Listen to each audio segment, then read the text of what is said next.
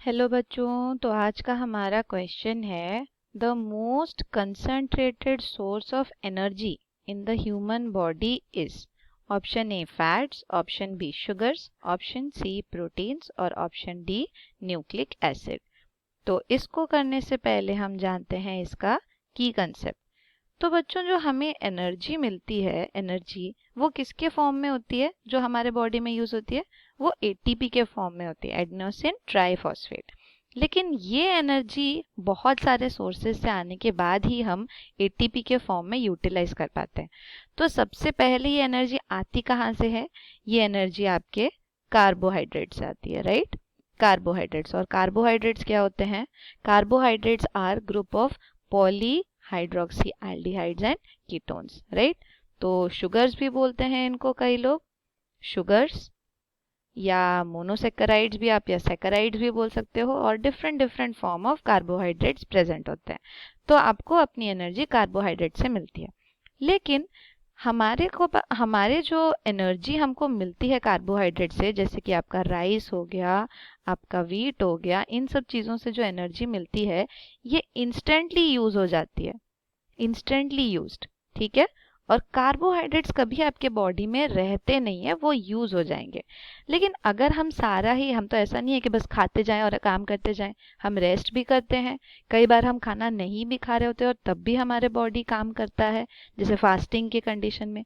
तो तब क्या होता है? तब ये जो कार्बोहाइड्रेट्स हैं ये आपके स्टोर्ड हो जाते हैं और हम उस स्टोर्ड कार्बोहाइड्रेट्स को यूज करते हैं। लेकिन कार्बोहाइड्रेट्स कभी आप कार्बोहाइड्रेट के फॉर्म में स्टोर नहीं कर सकते। ये आप किसके फॉर्म में स्टोर करते हो? फैट्स, या जो इसके सिंपलर मॉलिक्यूल्स हैं उनको आप बोलोगे फैटी एसिड्स के फॉर्म में। यही फैटी एसिड का जब फर्दर आप मेटाबॉलिज्म करते हो, यानी इनको तोड़ते हो, तो तब आपको मिलते हैं फैटी एसिड, जो कि है सिंपलर मॉलिक्यूल। सिंपलर होने का मतलब है कि आप इसको इजीली यूज कर सकते हो, इसलिए इसको सिंपलर मॉलिक्यूल बोला। और जो फैट्स होते हैं ये आपके कॉम्प्लेक्स होते हैं, इनको इजीली ब्रेक डाउन नहीं करते। इनका एक पर्टिकुलर साइकिल होता है, मेटाबॉलिज्म साइकिल, जहाँ से ये ब्रेक होते हैं। और फिर ये जो फैटी एसिड है आपको अगेन एनर्जी प्रोवाइड करेगा। तो जैसे कुछ कंडीशंस होता है, सपोज हम भूखे रह गए, तो भूखे रहते ही हम बेहोश तो नहीं हो जाते एकदम से।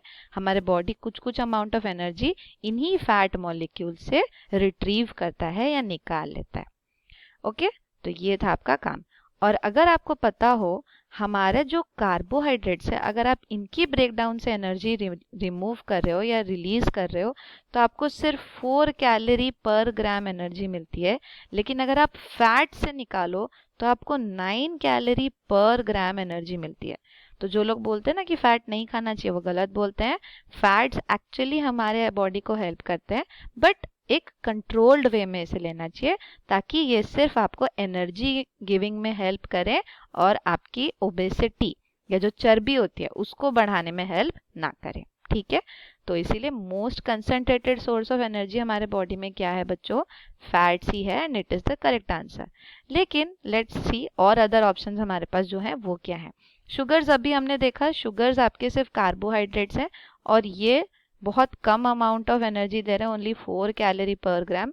तो ये मोस्ट कंसंट्रेटेड नहीं है। मोस्ट जो पूछ रहा है ना आपसे, मोस्ट कंसंट्रेटेड तो ये नहीं है, ठीक है?